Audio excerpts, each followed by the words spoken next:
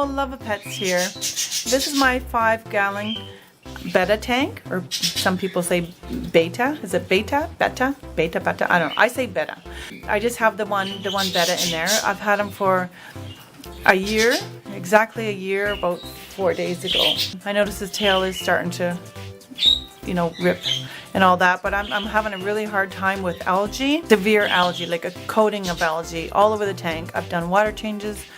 I've actually gotten the Java moss, which the pet store told me to get because it somehow eliminates the algae, but it's not seeming to work. It's just collecting on the Java moss there. So anyways, I done major water changes and everything, and no change. So the water is actually green. Like if I put the water in a white pail, the water's green and it smells. It really reeks. I put my hand in there. I gotta wash my hand like 10 times to get the smell out. Anyways, it looks like my anubis, is that how you say it? Anubis, loves this algae. I do scrape off the algae, but it flowers. It keeps on flowering, and there's a new one coming out over there, but I really like that. But what happens is the algae coats the flower head and then it dies, so I have to take it off there. So what I'm going to do today is I am going to rescape my whole tank. I'm going to take out the Betta. I am going to dump everything out, clean it, and start all over. I'm going to put new substrate in and wash the plants and change it around. So I thought I would share. I'm probably going to do it in fast motion because that would take me like hours. Hopefully you enjoy the video.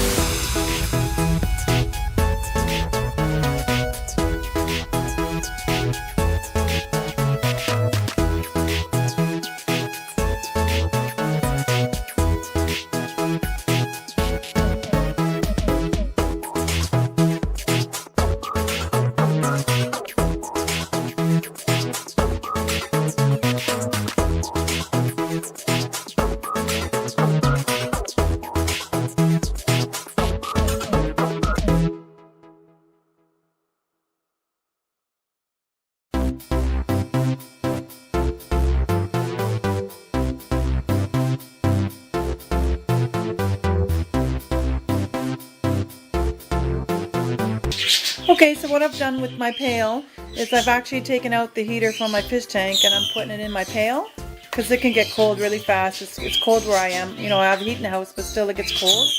And I put my heater and I put the light on for the plants, you know, just to keep them happy while I'm rescaping my tank. Okay, so the tank's empty of everything that was in it, so now I'm going to take it and dump it in the bathtub and wash it out and rescape it.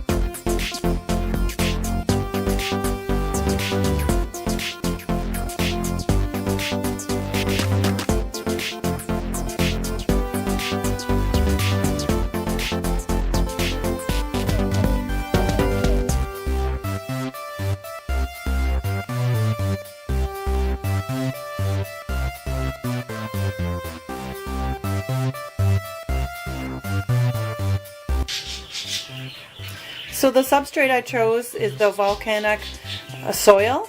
It's basically a soil. It's in little granules. But if you were to crush one of these, it turns into soil. I'll show you. You see how it's mushed on my fingers? Anyway, I have it in my other aquariums. It's really good. It's really good for the plants especially, and shrimp too. I don't really have shrimp, but it's really good for the plants. And I find my plants really grow really good with this stuff. So I just got to lightly rinse it, because otherwise it'll just turn to mush. So I'm going to lightly rinse it and then put it in my aquarium.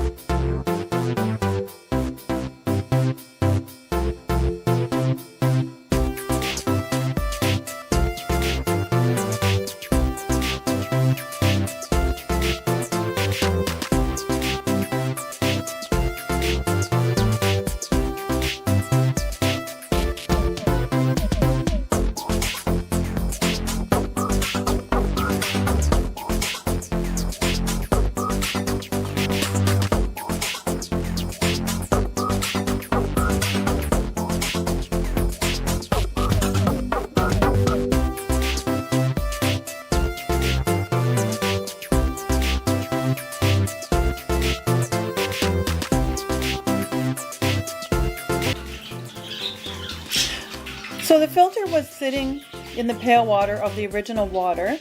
I didn't want to rinse it in the tap water because I don't want to lose the bacteria. I'm going to put this filter back in the aquarium so that I can put my fish in right away, just to get the bacteria flowing. This new water and everything else. So I'm just going to rinse it out gently in here and put it back in the tank.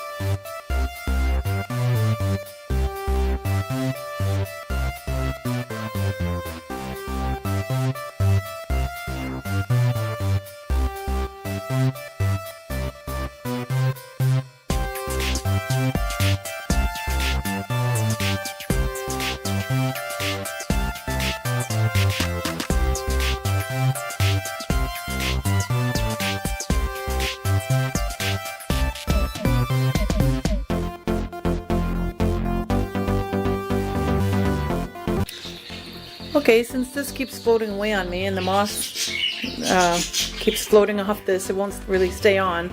I'm just going to use some fishing wire. It's invisible. And I'm going to just tie it around here. And the Java moss, they grow like crazy. So, you know, it'll be tight right now. But once it grows, it'll look really nice.